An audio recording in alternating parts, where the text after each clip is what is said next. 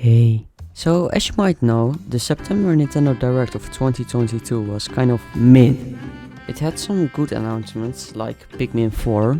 Finally, we are getting a new Pikmin game after what felt like 6 centuries. We also got new N64 games for Switch Online, a new trailer for The Legend of Zelda Tears of the Kingdom, and a release date of that game, and a new wave of DLC content from Mario Kart 8 Deluxe. But we also got 20 million different farming simulators.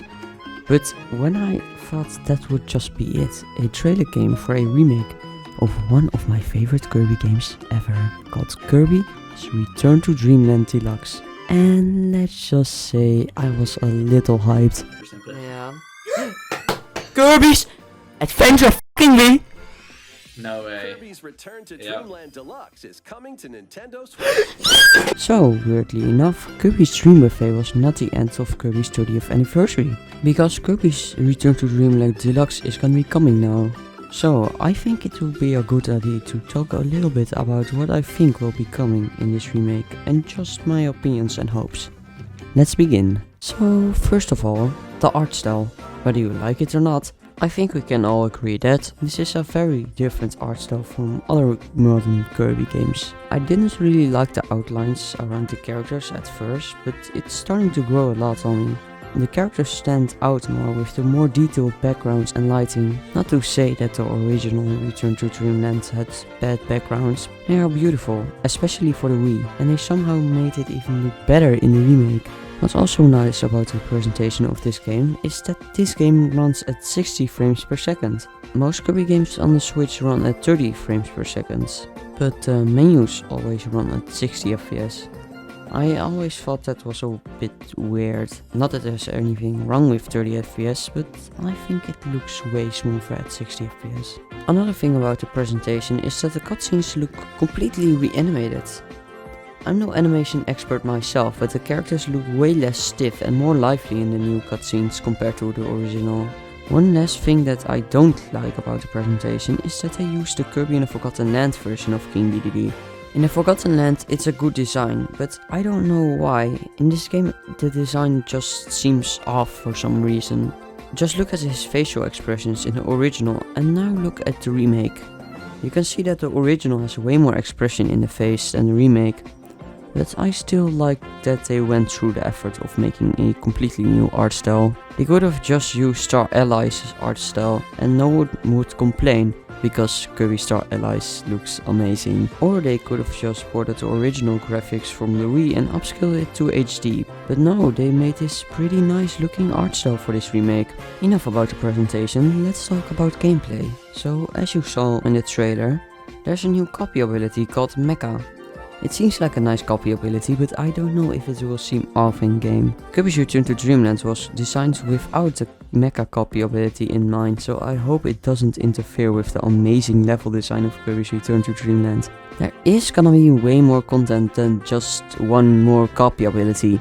There are a few minigames added. They made a completely new minigame called Marxolor's Tome Trackers, but they also added some old minigames back from other Kirby games, like Samurai Kirby from Kirby Superstar, Smash Ride from Kirby's Squeak Squad, and Bomb Rally from Kirby's Nightmare in Dreamland. We did get those new minigames, but I don't really know how the old minigames are gonna work. Like, how will Ninja Dojo work?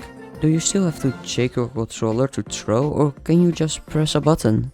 And with the Switch having no sensor bar, how is Scope Shot gonna work? They could use the gyro aim for Scope Shot, but gyro aim is not as precise as aiming with a Wii remote and a sensor bar. But let's look at the title screen. Do you see what I see? Look closely. Closer. Even closer. Do you see the Marxolor castle? Because I certainly do. But then I start to think, where is the Marxolor castle for?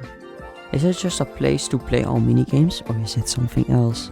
Maybe this will host the extra challenge stages from Kirby's Dream Collection. That will be my first official way of playing the extra challenge stages from the Kirby's Dream Collection, because Kirby's Dream Collection never was released in Europe.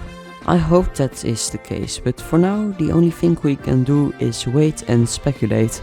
I want to quickly talk about the controls, because Kirby's Return to Dreamland uses motion controls for a few actions, like the Super Shock. I think they will just make it a button like they did with Super Mario Galaxy in the 3D All-Stars collection. The option to still shake the controller will be nice, because that's what I'm used to. Are they also gonna keep the option to suck and spam the D-pad to also Super Suck? We don't know yet.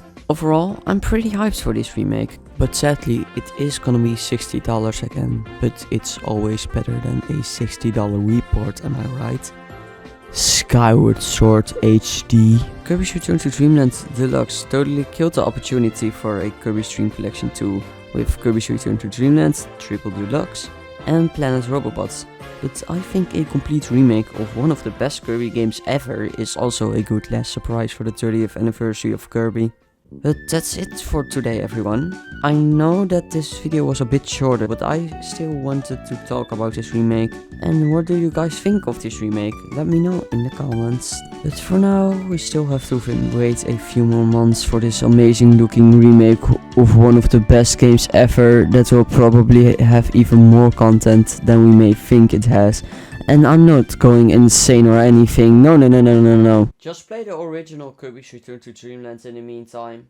Oh yeah, you're right.